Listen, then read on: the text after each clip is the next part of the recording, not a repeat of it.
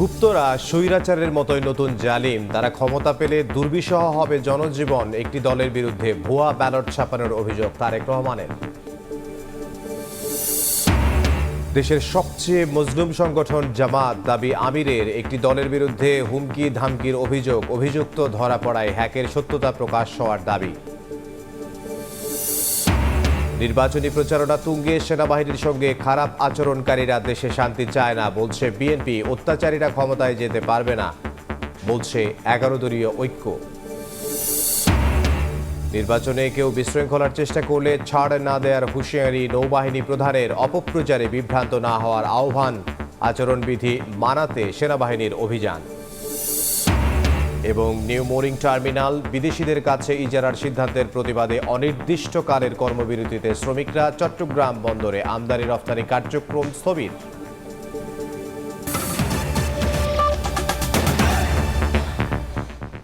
সময় সংবাদের সঙ্গে আছে আমি ইমদাদুল হক। গুপ্তরা স্বৈরাচারের মতোই নতুন জালিম। তারা ক্ষমতা পেলে দুর্বিষহ হবে জনজীবন। বরিশাল ও ফরিদপুরে নির্বাচনী জনসভায় কথা বলেন বিএনপি চেয়ারম্যান তারেক রহমান। গুপ্তরা ভুয়া ব্যালট ছাপাচ্ছে দাবি করে ভোটের মাধ্যমে তাদের উচিত শিক্ষা দেওয়ার আহ্বান জানিয়েছেন তিনি। পাশাপাশি নারীদের ঘরবন্দি রাখার ষড়যন্ত্রও রুখে দেওয়ার আহ্বান জানিয়েছেন তারেক রহমান। বাংলাদেশের মানুষের হৃদয়ের স্পন্দন নেতা আছে, সেই নেতা তারেক। লক্ষ জনতার দৃষ্টি এক বিন্দুতে, যার আগমনে পুরো অঞ্চল জুড়ে উৎসবের আমেজ। ব্যানার প্লাকার্ডে একজনেরই নাম, তিনি তারেক রহমান।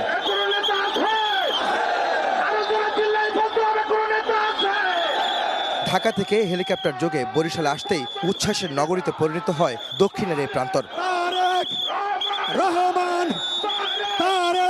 শহরের বেলস পার্ক মাঠের মঞ্চে এসে বরিশালবাসীর প্রতি কৃতজ্ঞতা জানান বিএনপি চেয়ারম্যান। 2 দশক পর এই নগরীতে তারেক রহমানের আগমনে উচ্ছ্বাসে ফেটে পড়ে পুরো মাঠ। সাধারণের ভালোবাসায় সিক্ত হন তারেক রহমান। প্রিয় ভাই ও বোনেরা, বক্তব্যের শুরুতে বিএনপি চেয়ারম্যান বলেন, বরিশালবাসীর নানা সমস্যা সমাধানে বিএনপিকে সমর্থন দিতে হবে। দক্ষিণাঞ্চলের নদী ভাঙনের বিপরীতে বেড়িবাঁধ নির্মাণের কথা জানান তারেক রহমান। বরিশাল বিভাগ বলুন, এর বাইরে আরো অনেক কাজ যেগুলো বিএনপি করেছিল, কিন্তু কিছু কাজ শেষ করে যেতে পারে নাই। এই সকল সমস্যার সমাধান আমাদেরকে করতে হবে। বিএনপি চেয়ারম্যান বলেন, স্বৈরাচারের ভাষায় গুপ্তরা নতুন করে জালিম হিসেবে পরিচিত হয়েছে। তাদের ভোট দিলে জনজীবন দুর্বিষহ হয়ে উঠবে বলেও জানান তারেক রহমান। গুপ্তরা নিজেদের প্রিন্টিং প্রেসে ব্যালট ছাপাচ্ছে বলেও অভিযোগ করেন বিএনপি চেয়ারম্যান। তাদের আইডি বলে হ্যাক হয়ে গিয়েছিল, কিন্তু বিশেষজ্ঞদের কথা অনুযায়ী আইডি কোনো হ্যাক হয় নাই। যখন তারা ধরা পড়ে গিয়েছে, বিভিন্ন রকম মিথ্যে কথা তারা বলা শুরু করেছে। এদের এই ষড়যন্ত্র সম্পর্কে আপনাদেরকে সজাগ থাকতে হবে, যাতে করে 12 তারিখে আপনার অধিকার অন্য কেউ হাইজ্যাক করে নিয়ে যেতে না পারে। গুপ্ত জালিমদের উচিত শিক্ষা দিতে জনগণকে আহ্বান জানান তারেক রহমান। বলেন, যারা মানুষকে তুচ্ছ-তাচ্ছিল্য করছে, নারীদের অপমান করছে, মানুষকে নিজেদের পায়ে রাখতে চায়, তারা সৎ লোক না। 12 তারিখ পর্যন্ত তাদের নেতাকর্মীরা জনগণের পা ধরবে, তাহলে 12 তারিখের পর থেকে জনগণ তাদের পিছে পিছে ঘুরবে, জনগণ তাদের পা ধরবে। এই কথা থেকে প্রমাণিত হয় কি তাদের মেন্টালিটি। দেশের উন্নয়নে ধানের শীষে ভোট চেয়ে তারেক রহমান বলেন, যাদের পাশে জনগণ নেই তাদের অবস্থা 5 আগস্ট দেখেছে দেশের মানুষ। জানিয়ে তারেক রহমান বলেন, বিএনপি বিজয়ী হলে জনগণের পায়ে পড়ে থাকবে তার দল। ওই গুপ্ত সংগঠনের নেতা যেমন বলেছে 12 তারিখ পর্যন্ত জনগণের পা ধরতে, আমরা তার উল্টাটা বলি। আমি আমার নেতাদেরকে আপনারা 13 তারিখ থেকে আগামী 5 বছর জনগণের পা ধরে থাকবেন। 12 তারিখ জনগণ তাদের নির্বাচিত করলে 13 তারিখ থেকে বিএনপি দেশের মানুষের কল্যাণে কাজ করবে বলেও প্রতিশ্রুতি দেন বিএনপি চেয়ারম্যান। ইনশাআল্লাহ ভোট প্রদান করবে।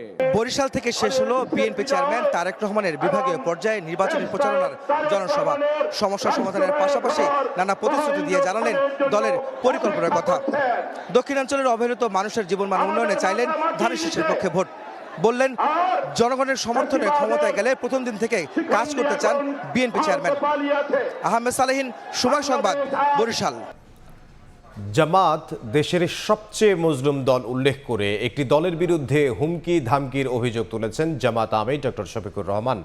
এক্স অ্যাকাউন্ট হ্যাকের বিষয়ে তিনি বলেন, অভিযুক্ত ধরা পড়ায় সামনে এসেছে সত্য। একটি দলের লেলিয়ে দেয়া লোকজন নারীদের উপর হামলা করছে বলেও অভিযোগ করেন ডক্টর শফিকুর রহমান। কুড়িগ্রাম, লালমনিরহাট, টাঙ্গাইলে নির্বাচনী জনসভায় অংশ নেন জামাত আমির।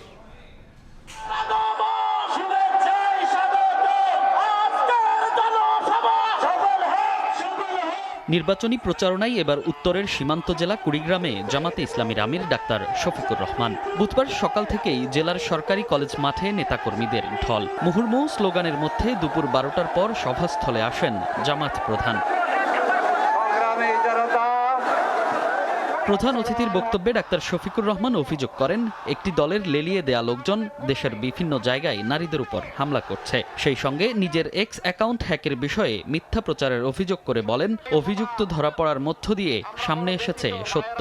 একটি দল এবং তাদের লেলিয়ে দেওয়া কিছু কাণ্ডজ্ঞানহীন মানুষ আজকে বাংলাদেশের বিভিন্ন জায়গায় মা বোনদের নারীদের গায়ে হাত দিচ্ছে।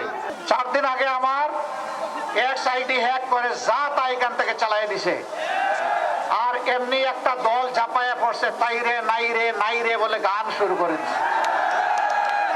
লজ্জা! ওদের চুনুপুটি তো গাইলো বটে, ওদের বড় বড় মাথাগুলো একই গান গাওয়া শুরু করে দিল। কাণ্ডজ্ঞান কোথায়? আলহামদুলিল্লাহ আমাদের সাইবার টিম ওদেরকে শক্তভাবে কবজা করে ধরে ফেলেছে। এরপর তিস্তাপাড়ের জেলা নীলফামারী ও লালমনিরহাটে জনসভায় যোগ দেন জামাত আমির। সকাল থেকে তিস্তা ব্যারেজ হেলিপ্যাডে অপেক্ষায় লাখো নেতাকর্মী। দুপুর 2টার পর মঞ্চে আসেন ডাক্তার শফিকুর রহমান। প্রধান অতিথির বক্তব্যে বলেন, জামাত ক্ষমতায় গেলে যে কোনো মূল্যে তিস্তা মহাপরিকল্পনা বাস্তবায়ন করা হবে। আমরা তিস্তাকে জীবন দিব ইনশাআল্লাহ। ওই তিস্তার কঙ্কালার মরুভূমি থাকবে না। এই তিস্তা হবে উত্তরবঙ্গের অর্থনীতির কেন্দ্রবিন্দু ইনশাআল্লাহ। কারণ লাল চোখ আমরা পরোয়া করব না। আমার দেশ আগে, এ দেশের জনগণের স্বার্থ আগে। এরপর বিকেলে টাঙ্গাইলের পৌর উদ্যানে জনসভায় আসেন জামাত আমির। বক্তব্যে নির্বাচন সামনে রেখে সম্ভাব্য এজেন্টদের হুমকি দেওয়ার অভিযোগ করেন ডাক্তার শফিকুর রহমান। বিভিন্ন জায়গায় শুনতে পাচ্ছি, যারা আমাদের মতো মজলুম ছিলেন 15.5 বছর, তারা এখন ভিন্ন ভূমিকায় অবতীর্ণ হয়েছেন। মানুষকে কষ্ট দিচ্ছেন, চাঁদাবাজি করছেন, দুর্নীতি করছেন, মামলা বাণিজ্য, দখল বাণিজ্য করছেন। শুধু তাই না, এখন নির্বাচন সামনে রেখে সম্ভাব্য নির্বাচনী এজেন্টদেরকে ঘরে ঘুরে গিয়ে নাকি তারা হুমকি দিচ্ছেন। উত্তরবঙ্গকে কৃষি শিল্পের রাজধানী হিসেবে গড়ে তোলার প্রতিশ্রুতি দিয়ে জামাত আমির বলেন, দাবি নিয়ে বঞ্চিতদের আর রাস্তায় নামতে হবে না। মনির হোসাইন, সময় সংবাদ। নানা প্রতিশ্রুতি নিয়ে বিরামহীন গণসংযোগে ছুটে চলছেন প্রার্থীরা। একে অপরের দিকে ছুটছেন অভিযোগের তীর। বিএনপি বলছে সেনাবাহিনীর সঙ্গে খারাপ ব্যবহারকারীরা দেশে শান্তি চায় না। জামাতের অভিযোগ, বিরোধীরা হুমকি দিলেও নির্বিকার প্রশাসন। আর এনসিপি বলছে অত্যাচারীদের আর ক্ষমতায় দেখতে চায় না মানুষ।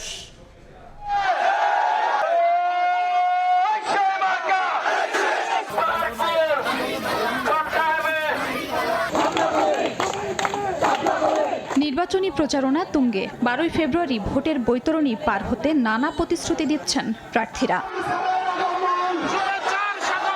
ঠাকুরগাঁও 1-এ নির্বাচনী জনসভায় বিএনপি প্রার্থী মির্জা ফখরুল ইসলাম আলমগীর বলেন, ইসলামের কথা বলে মানুষের সঙ্গে প্রতারণা করছে জামায়াত। চাঁদপুর 3-এ ধানের শীষের প্রার্থী শেখ ফরিদ আহমেদ মানিক বলেন, সেনাবাহিনীর সঙ্গে খারাপ আচরণকারীরা দেশের শান্তি চায় না। মেহেরপুর 1-এ বিএনপি প্রার্থী মাসুদ অরুণ বলেন, নির্ধারিত সময়ে নির্বাচন না হওয়ার ষড়যন্ত্রে লিপ্ত একটি মহল। আবেগের বশবর্তী না হয়ে যুক্তির ভিত্তিতে যোগ্য প্রার্থীকে বেছে নেওয়ার আহ্বান জানান নেত্রকোনা 1 আসনের বিএনপি প্রার্থী ব্যারিস্টার কায়সার কামাল। অন্যান্য আসনেও জোরে সোরে ভোটের প্রচারণা চালাচ্ছেন ধানের শীষের প্রার্থীরা। যারা ধর্ম নিয়ে প্রতারণা করতে পারে, তারা তো ভবিষ্যতে মানুষকে নিয়ে প্রতারণা করবে। সেই প্রতারণা থেকে যেন সতর্ক থাকে। ভোট নিয়ে কোনো পক্ষ এখনো ষড়যন্ত্র করছে। আর্মিকে নিয়ে যে কথা বলেছে, সান্দুর কপাল গলা ইলেকশন করে দেখা ভোট বিপ্লবের মাধ্যমে এদেরকে প্রতিহত করতে হবে। জামাত ইসলাম ইসলামের কথা বলে মানুষকে প্রতারণা করতেছে, ভুল বুঝাচ্ছে। প্রচার যুদ্ধে সরব 11 দলীয় ঐক্যের প্রার্থীরাও। নারায়ণগঞ্জের সিদ্ধিরগঞ্জে নির্বাচনী সভায় জামায়াতে ইসলামের সেক্রেটারি জেনারেল মিয়া গোলাম পরোয়ার অভিযোগ করেন, দলের ইমেজকে নষ্ট করতে একটি দল সাইবার অ্যাটাক শুরু করেছে। পাবনা 1 আসনে দাঁড়িপাল্লার প্রার্থী ব্যারিস্টার নাজিবুর রহমান মোমেন অভিযোগ করেন, তার নেতাকর্মীদের হুমকি দিচ্ছে প্রতিদ্বন্দ্বী দল। এ নিয়ে প্রশাসনকে জানালেও ব্যবস্থা নেওয়া হচ্ছে না। সিরাজগঞ্জ 4-এ গণসংযোগ করেন জামায়াতের প্রার্থী রফিকুল ইসলাম খান। পঞ্চগড় 1-এ শাপলাকলির প্রার্থী সার্জিস আলম বলেন, জুলুমবাজদের আর ক্ষমতায় দেখতে চায় না মানুষ। যারা ক্ষমতায় না আসতে, এমপি মন্ত্রী না হইতে মানুষের উপরে জুলুম করতে পারে, ওরা তো ক্ষমতায় আসলে মানুষকে মানুষই মনে করবে না। আমরা চাই না কোনো সন্ত্রাস হোক, আমরা চাই না কোনো চাঁদাবাজি হোক, আমরা চাই না জনগণকে এইভাবে রক্ত চক্ষু দেখিয়ে ভোট কেন্দ্র থেকে যাওয়া থেকে বিরত রাখা হোক। নারী কর্মীরা যখন ভোট যাওয়ার জন্য বিভিন্ন জায়গায় যাচ্ছে, তখন তাদের পুরুষরা আমাদের কর্মীদেরকে বাধা দিচ্ছে। সাইবার অ্যাটাক করে বঙ্গভবনের একজন প্রোগ্রামার, অ্যাসিস্ট্যান্ট প্রোগ্রামারকে দিয়ে ইন্ডিয়ান অরিজিনেটেড একটা ভাইরাস দিয়ে আমাদের আমিরের জামাতের টুইটার অ্যাকাউন্টকে হ্যাক করে মিথ্যা তথ্য দিয়ে সেই দিনেই ছাত্র দলকে ঢাকা বিশ্ববিদ্যালয়ের টিএসসিতে যখনই হ্যাক হয়েছে তখনই ছাত্র দল কর্মসূচি ঘোষণা করেছে। এছাড়াও ভোটের মাঠে প্রচার চালিয়ে যাচ্ছেন স্বতন্ত্র প্রার্থীরাও। খাদিজা স্বপ্না, সময় সংবাদ। দীর্ঘদিনের অব্যবস্থাপনা, নিরাপত্তাহীনতা ও নাগরিক ভোগান্তি নিয়ে কাজ করার প্রতিশ্রুতি দিয়েছেন ঢাকা 13 আসনের বিএনপি প্রার্থী ববি হাজ্জাজ। উন্নয়ন প্রকল্পের বাজেট ও অগ্রগতি জনসম্মুখে প্রকাশের মাধ্যমে স্বচ্ছতা নিশ্চিত করা হবে বলে জানিয়েছেন তার প্রতিদ্বন্দ্বী মামুনুল হক। ঋণখেলাপি ও দ্বৈত নাগরিকদের অংশগ্রহণের সুযোগ দিয়ে ইসি ভোটের পরিবেশ নষ্ট করছে বলে অভিযোগ করেছেন ঢাকা 11 আসনের প্রার্থী নাহিদ ইসলাম। এই প্রতিবেদনটি আমরা একটু পরে দেখব। হাতিরঝিলে ঢাকা 17 আসনের পেশাজীবীদের সঙ্গে মতবিনিময় সভায় বক্তব্য রাখছেন ডক্টর জুবাইদা রহমান। আমরা সরাসরি সেখানে যাচ্ছি। আরও শুনবো, আরও জানবো, আমরা একে অপরকে আরও জানতে চেষ্টা করব যে সমস্যাগুলো কিভাবে সুষ্ঠুভাবে সমাধান করে একটি সুন্দর সমতা ভিত্তিক, জ্ঞান ভিত্তিক, শ্রমের মর্যাদা ভিত্তিক রাষ্ট্র উপহার দেওয়া যায়। আবারও বলছি, আমার আগে আমরা, আমাদের আগে দেশ, সবার আগে বাংলাদেশ, সবার আগে বাংলাদেশ। সকলকে অসংখ্য ধন্যবাদ। আল্লাহ হাফেজ।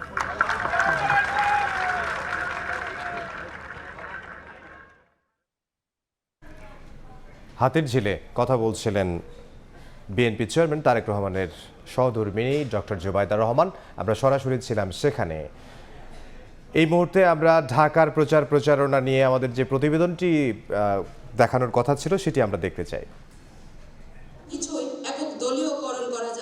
মোহাম্মদপুর আদাবর ও শেরেবাংলা নগরের একাংশ নিয়ে গঠিত ঢাকা 13 দীর্ঘদিন ধরে সন্ত্রাস, কিশোর গ্যাং, চাঁদাবাজি ও মাদক সমস্যায় জর্জরিত আসনটি।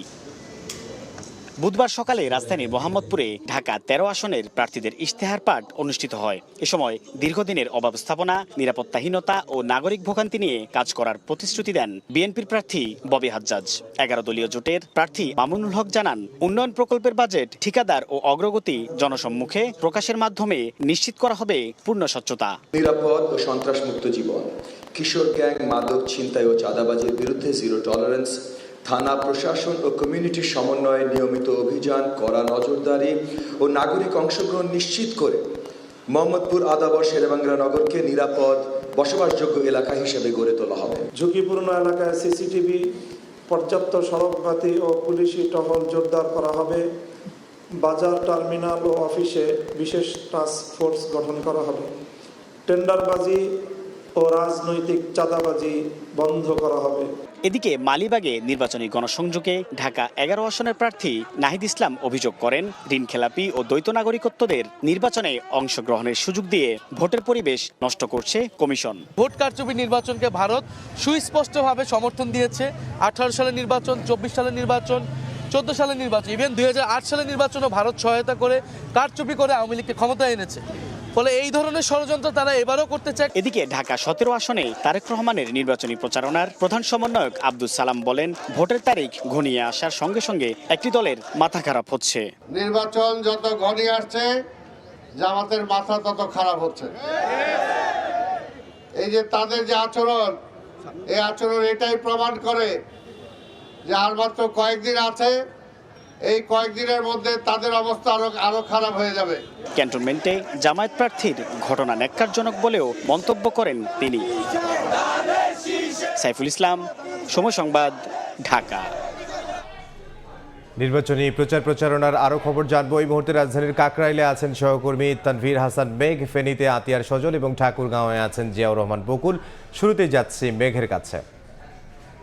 মেঘ, ঢাকা ৮ আসনের বিএনপি প্রার্থী যিনি রয়েছেন অর্থাৎ মির্জা আব্বাস, তিনি কিন্তু যে কাকরাইল মোড়, সেই কাকরাইল মোড়ে কিন্তু তিনি গণসংযোগ শুরু করেছেন। আমরা দেখছি যে মূলত কাকরাইল মোড়ের যে গলিটি রয়েছে ব্যাটারি গলি, সেই ব্যাটারি গলিতে আমরা দেখছি যে তিনি মূলত গণসংযোগ করছেন এবং আমরা দেখছি যে প্রথমেই তিনি কাকরাইলের যে চার্চ রয়েছে সেই চার্চে তিনি প্রথমে একটি মতবিনিময় সভা করেন এবং মতবিনিময় সভার পরে এখন যে কাকরাইলের ব্যাটারি গলি রয়েছে সেই ব্যাটারি গলিতে তিনি এখন মূলত গণসংযোগ করছেন এবং এখানকার যে সকল ভোটাররা রয়েছে ভোটারদের সাথে কথা বলছেন। আমরা দেখছি যে নির্বাচনের সময় যত ঘনিয়ে আসছে আমরা কিন্তু দেখছি নির্বাচনের প্রচারণার উত্তাপ কিন্তু ততটাই কিন্তু বাড়ছে এবং সেই সঙ্গে আমরা দেখছি যে উনি কিন্তু এখানে যে সকল ভোটাররা রয়েছে তাদের সঙ্গে কিন্তু হাত দিয়ে শুভেচ্ছা বিনিময় করছেন এবং পাশাপাশি শুধুমাত্র হাত নাড়িয়ে শুভেচ্ছা বিনিময় করছেন না, পাশাপাশি তিনি হচ্ছে এখানে যে ভোটারদেরকে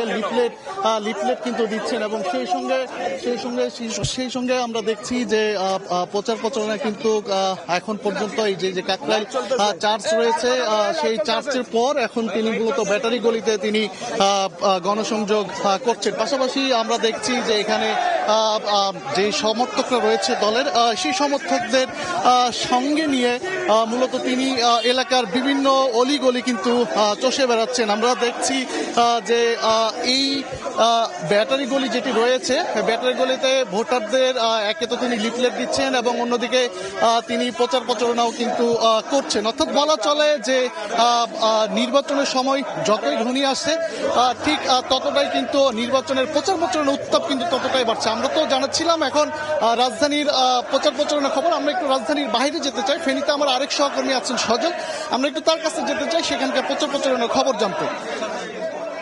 ত্রয়োদশ জাতীয় সংসদ নির্বাচন যত ঘনিয়ে আসছে, ফেনীর 3টি সংসদীয় আসনে 26 জন প্রার্থী প্রতিদ্বন্দ্বিতা করছেন, তারাও তাদের প্রচারণায় ততটা জোর দিচ্ছেন। কিছুক্ষণ আগে আমরা দেখেছি ফেনীর 3 নম্বর সংসদীয় আসন দাগনভূঞা এবং সোনাগাজীর যিনি বিএনপি মনোনীত প্রার্থী রয়েছেন, বিএনপির ভাইস চেয়ারম্যান আব্দুল ওয়াল মিন্টু, তিনি কিন্তু একটি গণমিছিলে অংশ নিয়েছেন এবং সেই গণমিছিল শেষে তার নেতাকর্মীরা এখন এখানে একটি পথসভায় বক্তব্য দিচ্ছেন এবং তার যে সমর্থকরা রয়েছে তারা আমরা দেখেছি বিভিন্ন ব্যানার ফেস্টুন নিয়ে তারা বিভিন্ন স্লোগানে মুখরিত করে তুলেছিলেন এই জনসভা স্থলটি বা তার পথসভা স্থলটি এবং তারা যেটা বলছেন আগামী জাতীয় সংসদ নির্বাচনে এই আসনটিতে থেকে তারা তাদের যে মনোনীত প্রার্থী রয়েছে বিএনপির আব্দুল ওয়াল মিন্টু, তাকে বিপুল ভোটে সংসদে তারা পাঠাতে চান এবং এখানে তার মূল প্রতিদ্বন্দ্বী যিনি রয়েছেন জামাত প্রার্থী ডক্টর ফখরুদ্দিন মানিক, তিনিও কিন্তু প্রচারণা চালাচ্ছেন। তার সমর্থকরাও থেমে নেই। সব মিলেই কিন্তু নির্বাচন যত ঘনিয়ে আসছে এই আসনের প্রার্থীরা কিন্তু তাদের প্রচারণা চালিয়ে যাচ্ছেন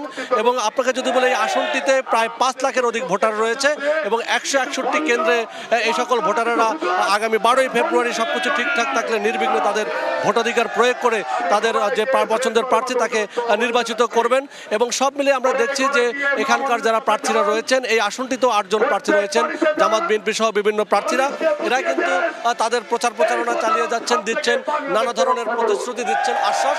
তবে এখানকার যারা ভোটার রয়েছেন তারা কিন্তু খুব হিসাব নিকাশ করেই আগামী 12 ফেব্রুয়ারি ভোট দেবেন। যাদেরকে দিয়ে এসব অঞ্চলের সত্যিকারের উন্নয়ন ঘটবে তাদেরকেই বেছে নেবে। আমরা চলে যাব ঠাকুরগাঁয়ে, সেখানকার নির্বাচনী পরিস্থিতি জানতে রয়েছেন সহকর্মী জিয়াউর রহমান বকুল। দানারহাট এলাকায় একটি নির্বাচনী জনসভায়, এই নির্বাচনী জনসভাটা হচ্ছে একটি মাদ্রাসা মাঠে। এখানে হেভিওয়েট প্রার্থী যিনি রয়েছেন তিনি আছেন যে বাংলাদেশ ইসলামী ছাত্র শিবিরের সাবেক সভাপতি দেলোয়ার হোসেন, তিনি দাঁড়িপাল্লা প্রতীকে লড়ছেন এবং ঠাকুরগাঁও 1 আসনের যেই প্রচারণা সেই প্রচারণা কিন্তু এরই মধ্যে জমে উঠেছে। আমরা লক্ষ্য করছি সভা সমাবেশ থেকে শুরু করে প্রত্যেকটি ইউনিয়ন এবং গ্রামে গ্রামে ছুটে বেড়াচ্ছেন প্রার্থীরা এবং তাদের যে প্রতিশ্রুতি সেই প্রতিশ্রুতি দিচ্ছেন ভোটারদের। এটিও আমরা লক্ষ্য করছি যে ঠাকুরগাঁয়ের যে 1 আসনের আসনের প্রার্থী দেলোয়ার হোসেন তিনি নানা প্রতিশ্রুতি দিচ্ছেন ভোটারদের এবং তিনি ভোট প্রত্যাশা করছেন যে এবারের নির্বাচনে বিপুল ভোটে এই দাঁড়িপাল্লায় নির্বাচিত হবে, এমনটি কিন্তু তিনি বলছেন। পাশাপাশি এটি আমরা লক্ষ্য করছি যে 11 দলীয় তাদের যে জোট, সেই জোটের সাথে একাত্মতা প্রকাশ করেছে বলে জোটের যে অন্যান্য নেতাকর্মীরা তারাও কিন্তু এই নির্বাচনী জনসভায় অংশ নিচ্ছেন এবং বক্তব্য রাখছেন। আমরা বারবার দেখেছি এবং এটিও লক্ষ্য করছি যে দাঁড়িপাল্লার প্রতীকের যিনি প্রার্থী দেলোয়ার হোসেন তিনি কিন্তু নির্যাতিত প্রার্থী, সেটি কিন্তু বারবার উল্লেখ করছেন জনসভায় এসে, কারণ এই আওয়ামী লীগের আমলে এই প্রার্থী কারাবরণ করেছেন, নির্যাতিত হয়েছেন, সেই কথাগুলো কিন্তু বলছিলেন আমাদেরকে।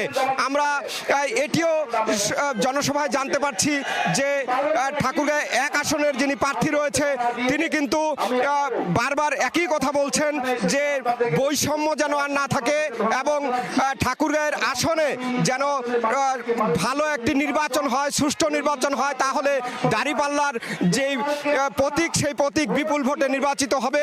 এটি কিন্তু দাঁড়িপাল্লার যিনি প্রার্থী রয়েছেন তিনি প্রত্যেকটি জনসভায় বলছেন এবং বোঝানোর চেষ্টা করছেন। তো এই ছিল ঠাকুরগাঁওর জনসভা থেকে সবশেষ।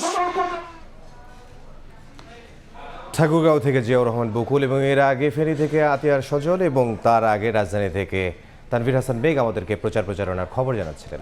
আবারও ভোট কারচুপির শঙ্কা জানিয়ে ধর্মের নাম দিয়ে আবারও ফ্যাসিবাদ আত্মপ্রকাশ হতে পারে বলে মন্তব্য করেছেন বিএনপি নেতারা। বলেন, সেনাবাহিনীর সঙ্গে খারাপ আচরণকারীরা দেশে শান্তি চায় না। Reporters forum for election and democracy RFD এর সদস্যদের সঙ্গে মতবিনিময়ে কথা বলেন তারা। আমাদের সকালে শুনি একজনকে ধরে নিয়ে গেছে। বিএনপির কেন্দ্রীয় নির্বাচন পরিচালনা কমিটির সঙ্গে মতবিনিময় করেন reporters forum for election and democracy RFEDর সদস্যরা। জনগণের ভোটটুকু ঠিক মতন কাউন্ট করা হয়। ভোট কারচুপির শঙ্কা জানিয়ে বিএনপির মুখপাত্র ডক্টর মাহদি আমিন বলেন, পেশাগত জায়গায় নিরপেক্ষতার সঙ্গে কাজ করতে হবে সাংবাদিকদের। অনেক ধরনের কথা হচ্ছে ভোটারের কিউ বা লাইনটাকে কিভাবে স্লো করে দেওয়া হবে। অনেকে বলছেন প্রচুর পরিমাণে ব্যালট ছাপানো হয়েছে, অনেকে বলছেন অমোচনীয় কালিকাটাকে ঠিক থাকবে কিনা। এই অনেকগুলো বিষয় আছে যেখানে আমাদের মূল উদ্দেশ্য বা লক্ষ্য হওয়া উচিত সবাই মিলে যেটা সত্য, যেটা সঠিক সেটা উপস্থাপন করা, যেন কোনো নির্দিষ্ট রাজনৈতিক দল না, জনগণ তাদের ভোটটুকু প্রপারলি দিতে পারে। বিএনপির সিনিয়র যুগ্ম মহাসচিব রুহুল কবির রিজভী বলেন, ধর্মের নাম দিয়ে আবারও ফ্যাসিবাদের আত্মপ্রকাশ হতে পারে। সেনাবাহিনীর সঙ্গে খারাপ আচরণকারীরা দেশে শান্তি চায় না বলেও মন্তব্য করেন তিনি। ফ্যাসিবাদের যেন পুনরুত্থান না হয়, নতুনভাবে, নতুন কায়দায়, নতুন অবয়বে কারো যেন উত্থান না ঘটে। আপনি কে? আপনি তারেক রহমান সাহেবের সাথে প্রতিদ্বন্দ্বিতা করছেন, কিন্তু আপনার নাম নাই এবং এমন শব্দ উচ্চারণ করছেন তাদেরকে। আমরা কিন্তু এই ফ্যাসিবাদের আমলে বলেন যে কোনো সময় আমরা বিশেষ করে নিরাপত্তা বাহিনী, সেনাবাহিনী সম্পর্কে আমরা কথা বলি না। কমপক্ষে একটা প্রতিষ্ঠানকে তো কমপক্ষে মর্যাদার জায়গায় রাখতে হবে যারা স্বাধীনতা সার্বভৌমত্বের প্রতীক হিসাবে কাজ করে। প্রধান অতিথির বক্তব্যে বিএনপির স্থায়ী কমিটির সদস্য নজরুল ইসলাম খান বলেন, মানুষের আকাঙ্ক্ষা বাস্তবায়নে যোগ্য ব্যক্তির হাতে দায়িত্ব দিতে হবে। এই পরিবর্তন একটা বড় পরিবর্তন, একটা দীর্ঘস্থায়ী পরিবর্তনের একটা সুযোগ সৃষ্টি করে দিয়ে গেছে। এই সুযোগকে কাজে লাগানোর জন্যই আগামী নির্বাচন। আমি বিশ্বাস করি এই নির্বাচন সুষ্ঠু হবে, অবাধ হবে, নিরপেক্ষ হবে। এই আশা যদি না করতে পারি তাহলে এর চেয়ে হতাশার বিষয় আর কিছু নেই। জনগণের ভোটের মাধ্যমে গণতন্ত্র প্রতিষ্ঠার জন্য সবাইকে কাজ করার আহ্বান জানান বিএনপির নেতারা। আমরা সহযোগিতা করার চেষ্টা করি। আয়েশা সিদ্দিক সামিয়া, সময় সংবাদ, ঢাকা। 12 ফেব্রুয়ারির নির্বাচনের দিকে তাকিয়ে পুরো দেশ, সব শ্রেণী পেশার মানুষ চাইছেন সুষ্ঠু নির্বাচনের মাধ্যমে দেশের দায়িত্ব আসুক নির্বাচিত সরকারের হাতে। বিশ্লেষকদের মতে গ্রহণযোগ্য নির্বাচনের পর পরাজিত দল বা জোটকে নিতে হবে শক্তিশালী বিরোধী দলের ভূমিকা। এর ব্যত্যয় হলে গণতন্ত্র এবং দেশের স্থিতিশীলতা ধরে রাখা প্রায় অসম্ভব। মঞ্জুরুল হক মঞ্জুর ছবিতে আতিকুর রহমান তমালের রিপোর্ট।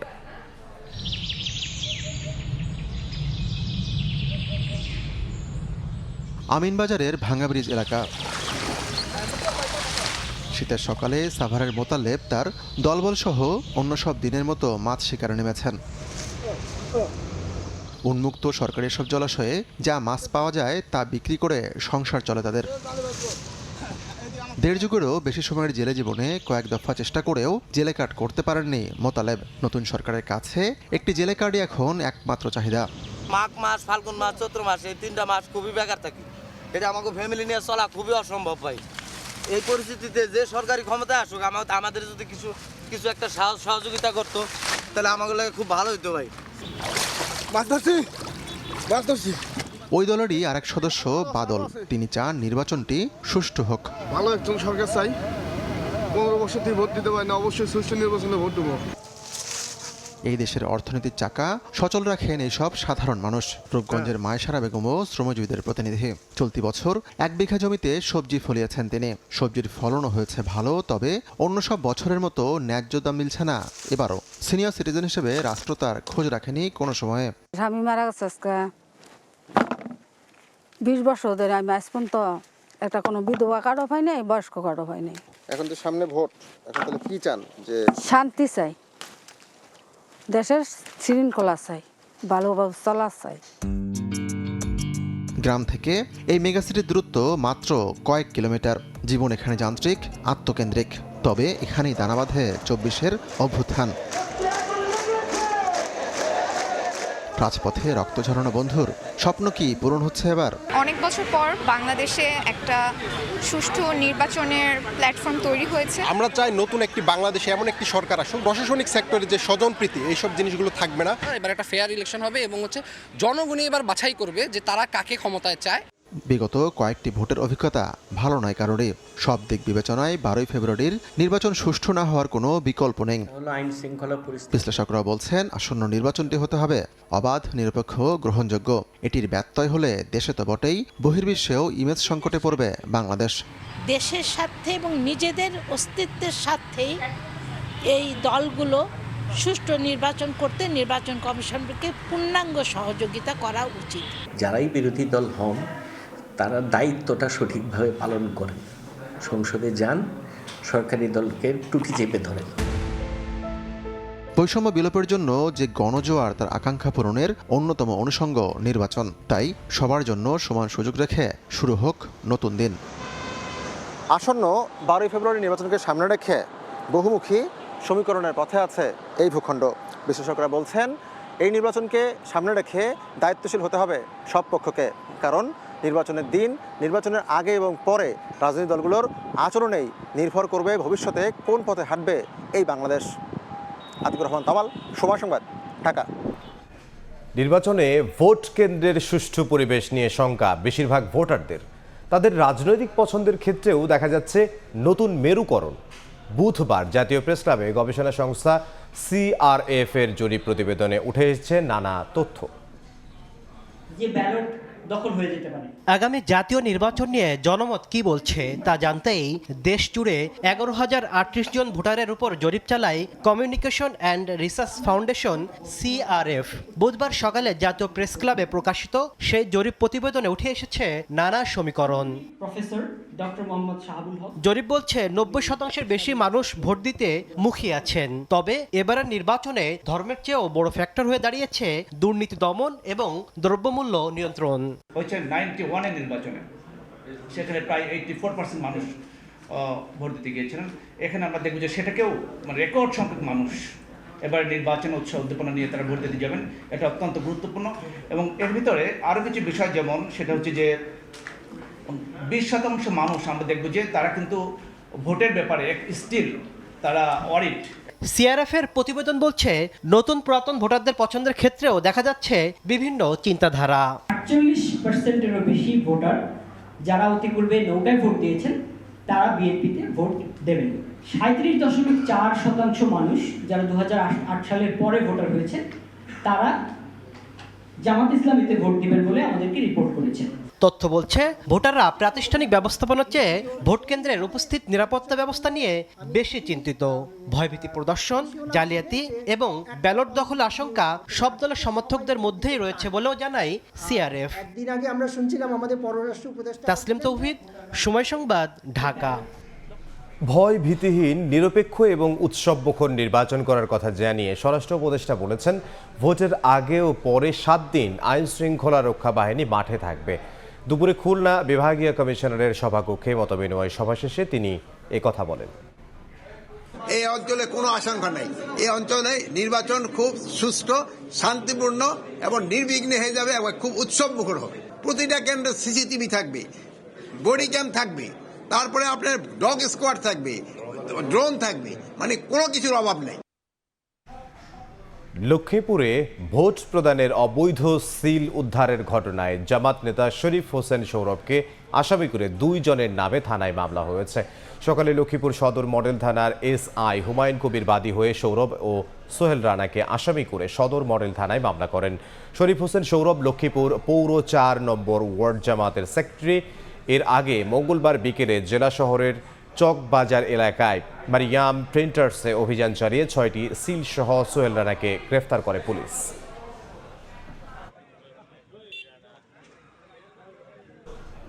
সময় সংবাদে আরও থাকছে। নরসিংদীতে দুপক্ষের সংঘর্ষে গুলিতে প্রাণ গেল কিশোরের। অভিযুক্তের বাড়িতে হামলা ও অগ্নিসংযোগ। ঘটনাস্থলে গিয়ে পরিস্থিতি নিয়ন্ত্রণে আনে যৌথ বাহিনী।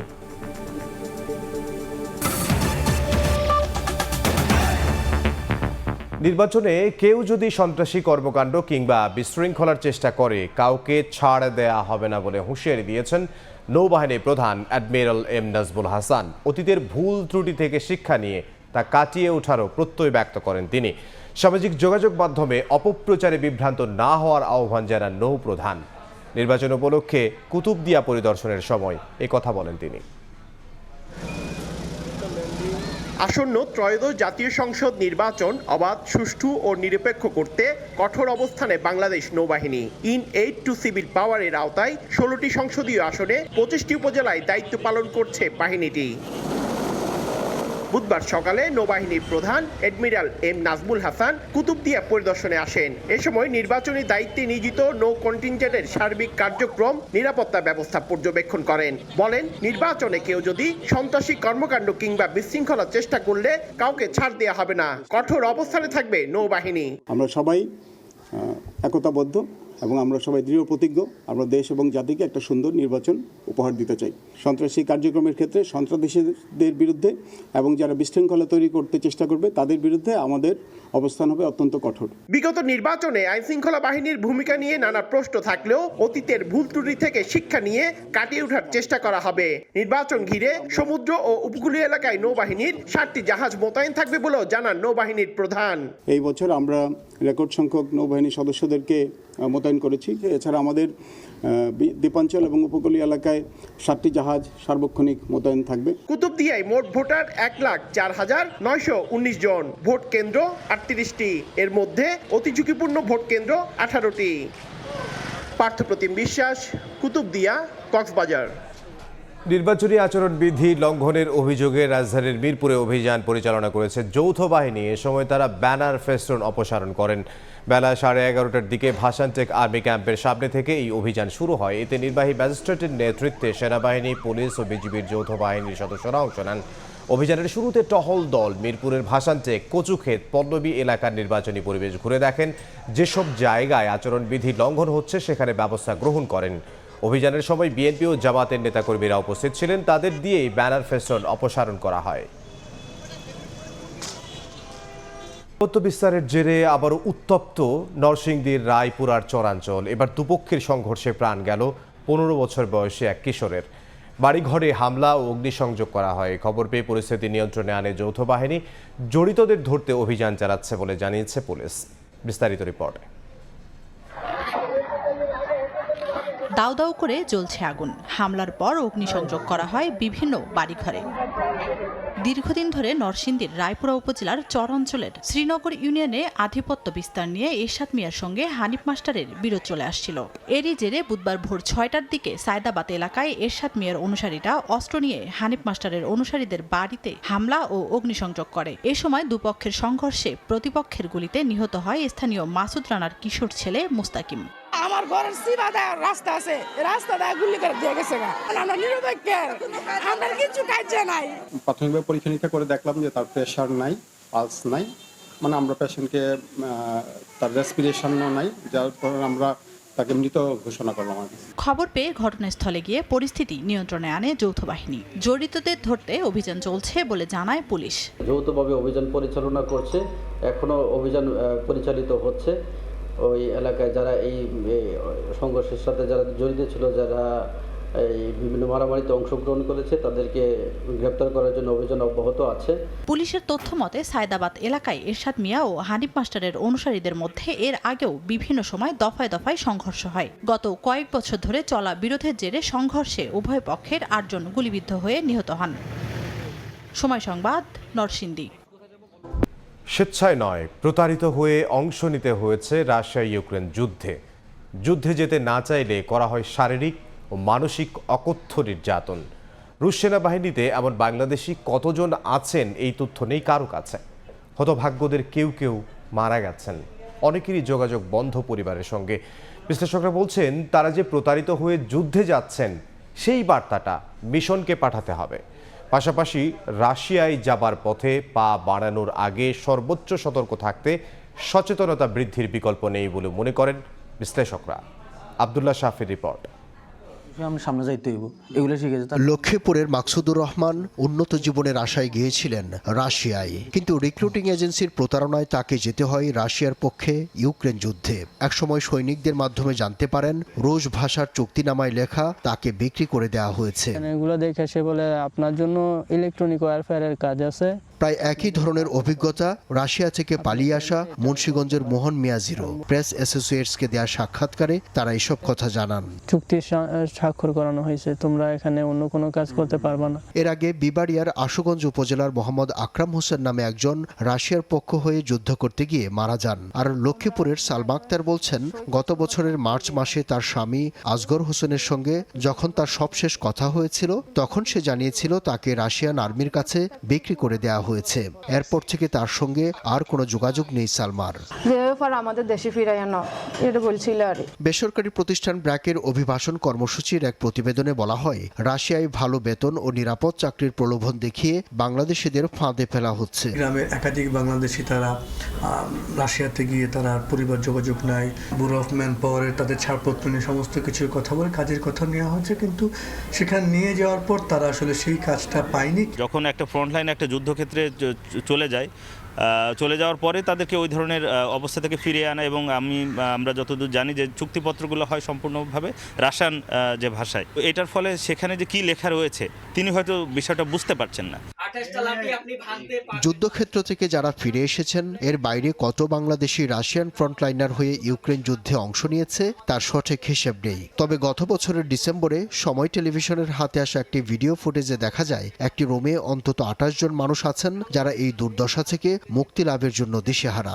রাশিয়ান দূতাবাস বা রাশিয়ার বাংলাদেশ দূতাবাস এই দেশ সহযোগিতা ছাড়া আপনার কিন্তু কত লোক যুদ্ধে আছে, কোথায় আছে, তারা কারা, এই আইডেন্টিফাই করাটা কিন্তু খুব কঠিন কাজ। এই বিষয়টা আমার মনে হয় যে আরও গভীরভাবে অবশ্যই দেখবে, এবং এদেরকে এই ধরনের তৎপরতা থেকে যদি বন্ধ না করা যায়, এটা আসলে একটা অশুভ একটা ক্ষেত্র তৈরি করতে পারে। শুধু বাংলাদেশ নয়, এশিয়া ও আফ্রিকার আরও অনেক দেশ থেকেই প্রতারক চক্র এভাবে সহজ সরল মানুষকে বোকা বানিয়ে রাশিয়ার পক্ষে যুদ্ধ করতে বাধ্য করছে বলেও অভিযোগ আছে। আব্দুল্লাহ শাফি, সময় সংবাদ, ঢাকা। সময় সংবাদে আরও থাকছে। Yeah, what do you say? Go ahead. What would you say to the survivors? You are the worst reporter. Epstein কেলেঙ্কারি নিয়ে প্রশ্ন করায় সাংবাদিকদের সঙ্গে তর্কে জড়ালেন ট্রাম্প। ভুক্তভোগীদের পরিচয় প্রকাশের জেরে সরানো হলো কয়েক হাজার নথি।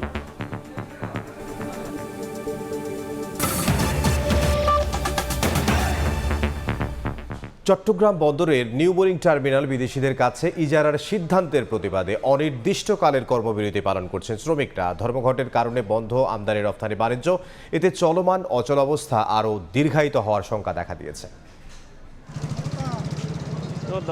শ্রমিক ধর্মঘটে অচল চট্টগ্রাম বন্দর, বন্ধ আমদানি রফতানি কার্যক্রম। বুধবার সকাল থেকে চট্টগ্রাম বন্দরের টার্মিনাল, জিসিবি, সিসিটি ও এনসিটিতে পুরোপুরি বন্ধ সব অপারেশনাল কার্যক্রম। জাহাজ থেকে কন্টেনার উঠানামার কার্যক্রমেরও অচল অবস্থা। কাজে যোগ দেননি কন্টেনার টার্মিনালগুলোর অপারেটররাও। বন্দরের পণ্যবাহী যানবাহন প্রবেশও বন্ধ। নিউমোরিং কন্টেনার টার্মিনাল সংযুক্ত আরব আমিরাত ভিত্তিক প্রতিষ্ঠান ডিপি ওয়ার্ল্ডের কাছে ইজারা দেওয়ার সিদ্ধান্তের প্রতিবাদে ধর্মঘটের ডাক দিয়েছে বন্দর রক্ষা সংগ্রাম পরিষদ। চট্টগ্রাম বন্দরকে আজকে বিদেশি হাইনাদের হাতে তুলে দিতে চায়, যাদের ব্যাকগ্রাউন্ড দেখলে আমরা দেখব যে পৃথিবীর যে সমস্ত দেশে এই কোম্পানিটি গিয়েছে প্রতিটা দেশই ক্ষতিগ্রস্ত হয়েছে। আমরা বারবার শান্তিপূর্ণ আন্দোলনের মাধ্যমে আমরা চেষ্টা করেছি সরকারকে বোঝানোর জন্য, সেক্ষেত্রে সরকার এটাকে কানেও তোলে নেয়। শ্রমিকদের দাবি, বন্দরে লাভজনক এনসিটিকে বিদেশিদের হাতে তুলে দিলে দেশের অর্থনীতিতে সংকট তৈরি হবে। অবিলম্বে সরকারকে এই সিদ্ধান্ত থেকে সরে আসার দাবি জানান তারা। বন্দর কর্তৃপক্ষ থেকে, সরকার থেকে আমাদেরকে কোনো আলোচনার প্রস্তাব দেওয়া হয় নাই। চট্টগ্রাম বন্দরের অপারেশনাল এবং প্রশাসনিক সমস্ত কার্যক্রমই শূন্যের কোঠায়। বর্তমান যে কর্মসূচি, সেই কর্মসূচিকে শতভাগ সফল করার জন্য আমরা মাঠে অবস্থান করতেছি। নিউমোরিং কন্টেনার টার্মিনাল বিদেশি প্রতিষ্ঠানের কাছে ইজারার সিদ্ধান্তের প্রতিবাদে গত শনিবার থেকে কর্মবিরতি শুরু করেন শ্রমিকরা। ফেরদৌস লিপি, সময় সংবাদ, চট্টগ্রাম। এবার রাজশাহী বিভাগের সংবাদ।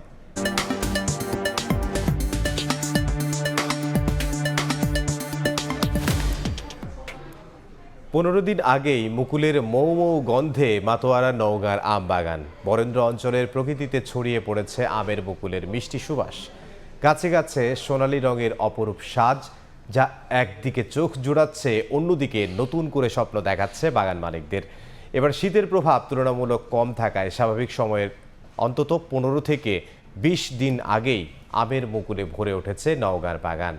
নওগাঁ থেকে এবার রকির রিপোর্ট, ছবি তুলেছেন রকিবুল ইসলাম। দিগন্ত জুড়ে বিস্তীর্ণ আম বাগান, মৃদু বাতাসে দোল খাওয়া গাছে গাছে হাজারো মুকুলে তৈরি হয়েছে এক নান্দনিক পরিবেশ। নওগাঁর সাপাহার, পোরশা, নিয়ামতপুর ও পত্নীতলা উপজেলার আম বাগানগুলোতে জানুয়ারির শেষ সপ্তাহেই একসাথে ফুটেছে আমের মুকুল। মুকুলের মৌ মৌ গন্ধে মাতোয়ারা নওগাঁর বাগান। শীত কম থাকায় কাঙ্ক্ষিত ফলন পেতে এখন থেকেই মুকুলের পরিচর্যায় ব্যস্ত বাগান মালিকরা। বাড়িফোর, কাটিমন, নাগফজলি, হিমসাগর, আম্রপলি এমন 23 জাতের সুস্বাদু আমের বাগান রয়েছে বরেন্দ্র এলাকায়। এবার অনুকূল আবহাওয়ার কারণে অন্তত 20 দিন আগেই এসব বাগানে মুকুলের সমারোহ, আর এতেই উজ্জীবিত বাগান মালিকরা। গতবারের থেকে এখন আপাতত মুকুল অনেক আগেই চলে আসছে, ইনশাল্লাহ অনেক ভালো মুকুল আসছে। আশা করা যাচ্ছে এবার আম ভালোই হবে, আবহাওয়া আমাদের অনুকূলের মধ্যেই আছে। অন্যান্য বছরের তুলনায় এবারকার ঠান্ডা বেশি কারণে গাছের মুকুল একটু আগে আসছে আর কি। প্রত্যেক গাছে 80% হয়ে গেছে, 20% যেগুলো আছে ওগুলো হয়তো আর সামনে এক সপ্তাহের মধ্যে হয়ে যাবে। মুকুল দেখা যাবে, পাতা দেখা যাবে না, এত পরিমাণ মুকুল আসছে। আর আমরা গাছেও প্রচুর পরিচর্যা করেছি, হরমোন। বরেন্দ্র অঞ্চলে সবচেয়ে বেশি উৎপাদন হয় আম্রপলি জাতের আম। 8 থেকে 10 বছর আগে গড়ে ওঠা এসব বাগানের তুলনামূলক ছোট গাছ থেকেই জ্যৈষ্ঠের শুরুতে বাজারে আসে বিপুল পরিমাণ আম। আবহাওয়ার বর্তমান ধারা বিবেচনায় এবার ভালো ফলনের আশা করছে কৃষি বিভাগ। অলরেডি আমাদের কৃষকের পাশে আমরা আছি। মুকুল আসার 1 মাস আগে ছত্রাকনাশক এবং কীটনাশক দিয়ে এগুলোকে বাগানকে পরিষ্কার করা হয়েছে। গতবারের তুলনায় ইনশাল্লাহ আমরা আরো ভালো ফলন পাবো। গেল বছর নওগাঁ থেকে আম্রপলি ও বাড়িফোর সহ 4টি জাতের প্রায় 3000 মেট্রিক টন আম রপ্তানি হয়েছে। চলতি মৌসুমে জেলায় 31,400 হেক্টর জমির আম বাগান থেকে প্রায় 4,40,000 মেট্রিক টন আম উৎপাদনের লক্ষ্যমাত্রা নির্ধারণ করেছে স্থানীয় কৃষি বিভাগ। এমআর রকি, সময় সংবাদ, নওগাঁ। দেশের বাইরের খবর। ভুক্তভোগীদের পরিচয় প্রকাশের জেরে এপস্টেইন ফাইল থেকে সরিয়ে নেওয়া হয়েছে কয়েক হাজার নথি। এদিকে ম্যান্ডেলসনের বিরুদ্ধে ফৌজদারি তদন্ত শুরু করেছে লন্ডন পুলিশ। তদন্তে সব ধরনের সহায়তার কথা জানিয়েছে স্টারমার প্রশাসন। অন্যদিকে এপস্টেইন প্রসঙ্গে সাংবাদিকদের সঙ্গে বিতর্কে জড়ান মার্কিন প্রেসিডেন্ট ডোনাল্ড ট্রাম্প। কুখ্যাত যৌন অপরাধে জেফ্রি এপস্টেইন সংক্রান্ত 30 লাখেরও বেশি নথি প্রকাশ করে মার্কিন বিচার বিভাগ। এসব নথিতে রয়েছে শত শত ইমেল, কয়েক হাজার ছবি ও ব্যক্তিগত তথ্য, যার মাধ্যমে ভুক্তভোগীর নাম ও পরিচয় শনাক্ত করা সম্ভব। এতে নথিতে থাকা অন্তত 100 জন ভুক্তভোগী বিব্রতকর পরিস্থিতিতে পড়েন। এসব তথ্য জনসম্মুখে প্রকাশ করায় ক্ষোভ প্রকাশ করেছেন তারা। ভুক্তভোগীদের দুজন আইনজীবী নিউ ইয়র্কের একটি ফেডারেল বিচারকের কাছে ব্যক্তিগত নথি সরানোর জন্য আবেদন করেন। এরই মধ্যে বিচার বিভাগের ওয়েবসাইট থেকে সরিয়ে নেওয়া হয়েছে কয়েক হাজার নথি। যাচাই বাছাই শেষে আরও কিছু নথি সরানো হতে পারে বলে জানিয়েছে যুক্তরাষ্ট্রের বিচার বিভাগ। ভুক্তভোগীর বরাতে বিবিসি জানায় আইন বিভাগ ৩টি শর্তই লঙ্ঘন করেছে, যার মধ্যে রয়েছে অনেক নথি এখনও প্রকাশ না করা, প্রকাশের নির্ধারিত সময় পার হয়ে যাওয়া এবং বেঁচে যাওয়া ভুক্তভোগীদের নাম জনসম্মুখে প্রকাশ করা। কিছু ক্ষেত্রে নামের উপর একটি রেখা দেওয়া হলেও এটি পড়া যায়। এমন অনেক ভুক্তভোগীর ছবিও প্রকাশ করা হয়েছে যারা কখনো জনসম্মুখে পরিচয় প্রকাশ করেননি। এপস্টাইন প্রসঙ্গে সাংবাদিকদের সঙ্গে কথা বলার সময় মেজাজ হারিয়ে ফেলেন মার্কিন প্রেসিডেন্ট ডোনাল্ড ট্রাম্প। হোয়াইট হাউসে সিএনএনের এক রিপোর্টারকে কড়া ভাষায় আক্রমণ করেন তিনি। তুমি সবচেয়ে বাজে রিপোর্টার। তোমাদের মতো লোকের কারণেই সিএনএন এর কোনো রেটিং নেই। আমি তোমাকে 10 বছর ধরে চিনি, তোমার মুখে কোনোদিন হাসি দেখেছি বলে মনে পড়ে না। এ সময় ক্লিন্টন দম্পতির কংগ্রেসে সাক্ষ্য দেওয়ার বিষয়ে প্রশ্ন করা হলে এটিকে দুঃখজনক বলে আখ্যা দেন ট্রাম্প। বরকতুল্লাহ, সময় সংবাদ। প্রায় 18 মাস পর গাজায় প্রবেশ করেছে মিশরে আটকে পড়া ফিলিস্তিনিদের বহনকারী বাস। নিজ ভূমিতে ফিরে বন্দিদশার ভয়াবহ অভিজ্ঞতার কথা জানিয়েছেন ফিলিস্তিনিরা। রাফা সীমান্ত খুলে দেওয়ার পর মাত্র 5 জন মুমূর্ষু রোগীকে মিশরে যাওয়ার অনুমতি দিয়েছে নেতানিয়াহু প্রশাসন। গেল বছর যুদ্ধবিরতির আওতায় রাফা ক্রসিং খুলে দেওয়ার পর হাতে গোনা কয়েকজনের সঙ্গে গাজায় ফিরেছেন 56 বছর বয়সী হুদা আবু আবেদ। তিনি বলেন, ইসরায়েলি বাহিনী তাকে চোখ বেঁধে হাতকড়া পরিয়ে জিজ্ঞাসাবাদ করেছে। মিশর থেকে গাজায় ফেরার পর পুরো যাত্রাকেই তিনি বর্ণনা করেন ভয়, অপমান আর নিপীড়নের অভিজ্ঞতা হিসেবে। আমি গাজায় ফিরে এসেছি কারণ আমার দেশের গন্ধ, এর বাতাসের চেয়ে প্রশান্তি আর কিছুই খুঁজে পাইনি। 56 বছর ধরে আমি এই মাটিতে গেঁথে আছি। আমি পৃথিবীর যে কোনো জায়গায় যেতে পারি, কিন্তু গাজার চেয়ে সুন্দর কিছুই কখনো পাবো না। আমি জানি আমাকে তাঁবুতে থাকতে হবে, জানি পানি আনতে বাইরে যেতে হবে, জানি জীবনের ন্যূনতম নিশ্চয়তা নেই, তবু আমি গাজায় থাকতে চাই। রাফা দিয়ে যাতায়াত এখনো কঠোরভাবে সীমিত করেছে ইসরায়েল। প্রায় 50 জন গাজায় ঢোকার কথা থাকলেও রাত পর্যন্ত মাত্র 3 নারী ও 9 শিশু প্রবেশ করতে পেরেছেন। বাকিরা নিরাপত্তা ছাড়পত্রের অপেক্ষায় আটকে আছেন। অন্যদিকে চিকিৎসার জন্য গাজা ছাড়ার অপেক্ষায় থাকা 50 জনের মধ্যে মাত্র 5 জন রোগী ও 7 জন স্বজন মিশরে যেতে পেরেছেন। জাতিসংঘের অর্থনৈতিক ও সামাজিক কাউন্সিলে বক্তব্য দিয়ে মহাসচিব আন্তোনিও গুতেরেস বলেন, গাজা ও অধিকৃত পশ্চিম তীরে ফিলিস্তিনিদের আত্মনিয়ন্ত্রণের অধিকার রক্ষায় জাতিসংঘ বরাবরই অটল। গাজা ও মিশরের মধ্যে রাফা সীমান্ত আংশিকভাবে পুনরায় খোলার প্রথম দিনেই গুতেরেস মানবিক সহায়তা প্রসঙ্গে জোর দেন। তিনি বলেন, গাজায় দ্রুত ও বৃহৎ পরিসরে ত্রাণ প্রবেশ নিশ্চিত করতে হবে। জাতিসংঘে ফিলিস্তিন রাষ্ট্রদূত রিয়াদ মনসুর বলেন, গাজার ভূখণ্ড কোনো জমির টুকরো নয়, এটি ফিলিস্তিনের জনগণের অধিকার। তথাকথিত যুদ্ধবিরতির মধ্যেও সহিংসতা থামেনি। গাজা সিটিতে ও পশ্চিম তীরে জেরিকোতেও ইসরায়েলি অভিযানে বেশ কয়েকজন ফিলিস্তিনি হতাহত হয়েছেন। মালিহা সুহরওয়ার্দী, সময় সংবাদ। সেপ্টেম্বরে সাফ চ্যাম্পিয়নশিপ আয়োজনে আত্মবিশ্বাসী বাফুফ হয়ে দেশের অন্তত 4টি স্টেডিয়ামে দক্ষিণ এশিয়ার ফুটবল শ্রেষ্ঠত্বের আসর আয়োজনের পরিকল্পনার কথা জানান ফুটবল ফেডারেশন সভাপতি Tabith Awal. As a president Bangladesh federation আমি অনেকটা আগ্রহী। আপনারা দেখেছেন যে আমরা সবসময় চেষ্টা করি যে কোনো টুর্নামেন্ট পারলে আমরা হোস্ট করার জন্য। সাফের ক্ষেত্রে আমরা বিশ্বাস করি যে আমরা যদি হোস্ট করতে পারি, আমরা অ্যাটলিস্ট বাংলাদেশের 4টা ভেন্যু ইউজ করব। আমরা স্পোর্টস ডিপ্লোমেসিতে বিশ্বাস করি, আমরা বিশ্বাস করি যে T20 ওয়ার্ল্ড কাপ ইস্যুটা অতি শীঘ্রই আমরা ওভারকাম করব। ফুটবলের ক্ষেত্রে আমরা হোস্ট করব, যেসব টিমদের আসার কথা বা আমন্ত্রণ জানাবো সকলে এসে খেলবে। অতীতেও এসেছিল, আপনারা জানেন। হ্যাঁ, কিছু টিমদের কিছু রিকোয়ারমেন্ট থাকে, কিছু টিমদের কিছু এক্সট্রা সাপোর্ট লাগে, সেগুলো মানে সবসময় আমরা দেওয়ার জন্য প্রস্তুত থাকবো। অপরাজিত থেকেই সাফ অনূর্ধ্ব 19 নারী চ্যাম্পিয়নশিপের ফাইনালে গেল বাংলাদেশ। রাউন্ড রবিন লিগের শেষ ম্যাচে স্বাগতিক নেপালকে 4-0 গোলে হারিয়েছে পিটার বাটলারের দল। বাংলাদেশের হয়ে হ্যাট্রিক করেছেন আলপিয়া আক্তার। পোখারায় ম্যাচের শুরুতেই এগিয়ে যায় বাংলাদেশ। সেট পিস থেকে দলকে লিড এনে দেন প্রতিভা মুন্ডা। প্রথমার্ধের শেষ দিকে আবারও ব্যবধান বাড়ায় বাংলাদেশ। বদলি নেমে ফ্রি কিক থেকে ব্যবধান দ্বিগুণ করেন আলপিয়া আক্তার। 2-0 গোলে এগিয়ে বিরতিতে যায় পিটার বাটলারের শিষ্যরা। দ্বিতীয়ার্ধে আরও 2 গোল করে নিজের হ্যাট্রিক পূরণ করেন আলপি। টানা 3 জয়ে 9 পয়েন্ট নিয়ে টেবিলের শীর্ষে বাংলাদেশ। ফাইনালে লাল সবুজ মেয়েদের প্রতিপক্ষ ভারত।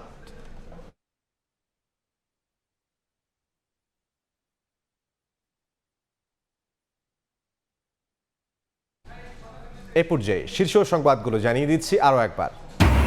গুপ্তরা স্বৈরাচারের মতোই নতুন জালিম, তারা ক্ষমতা পেলে দুর্বিষহ হবে জনজীবন। একটি দলের বিরুদ্ধে ভুয়া ব্যালট ছাপানোর অভিযোগ তারেক রহমানের। দেশের সবচেয়ে মজলুম সংগঠন জামাত দাবি আমিরের একটি দলের বিরুদ্ধে হুমকি ধামকির অভিযুক্ত ধরা পড়ায় হ্যাকের সত্যতা প্রকাশ পাওয়ার দাবি। এবং নির্বাচনী প্রচারণা তুঙ্গে, সেনাবাহিনীর সঙ্গে খারাপ আচরণকারীরা দেশে শান্তি চায় না বলছে বিএনপি, অত্যাচারীরা ক্ষমতায় যেতে পারবে না বলছে 11 দলীয় ঐক্য।